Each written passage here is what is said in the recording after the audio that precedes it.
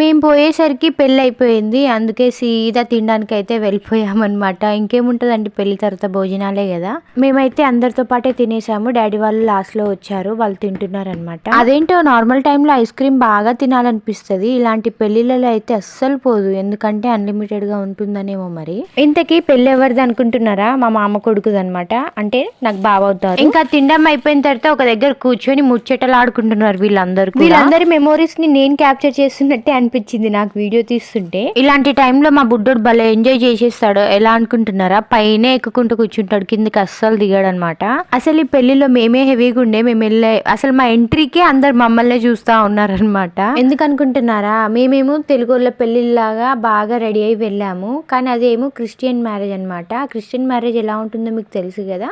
వాళ్ళందరూ చాలా సింపుల్గా ఉండే, మేమే హెవీగా ఉండే. అందుకనే వాళ్ళందరూ మమ్మల్ని చూడడం స్టార్ట్ చేశారనమాట. ఇంకా అంతా అయిపోయిన తర్వాత ఇక్కడ వచ్చి అయితే కూర్చున్నాము, ఫొటోస్ దిగుదామని చెప్పేసి. అందరూ అమ్మాయి సైడ్ వాళ్ళు దిగుతా ఉన్నారనమాట. వాళ్ళందరూ లైన్లో వెళ్ళి దిగుతున్నారు. అదే మనమైతేనా ఎవరి నుంచి ఇట్లా లైన్లో అని చెప్పేసి మూలకు కూర్చుంటాం కదా. మేము అదే బాపతి ఇక్కడ కూర్చొని ముచ్చటలు ఆడుకుంటున్నాము. అలా అయినంత అయిపోయిన తర్వాత మెల్లగా వెళ్ళి ఫోటో దిగేసి అయితే వచ్చేసాము. ఇప్పుడు ఈ వీడియోలో చూపిస్తున్న మొత్తం కూడా మా గ్యాంగే, 3 rows కూడా. పెళ్లి కొడుకు పక్కనే నుంచింది కదా బంజారా డ్రెస్ వేసుకొని. తను మా అమ్మమ్మ, అంటే పెళ్లి కొడుకు వాళ్ళ నానమ్మ. ఎంతో ఆశపడింది నా మనవడి పెళ్లి చూడాలి, పెళ్లి చేపియాలి అని చెప్పేసి. ఫైనల్లీ చూసేసింది, అయిపోయింది. ఇంకా మా బుడ్డోడు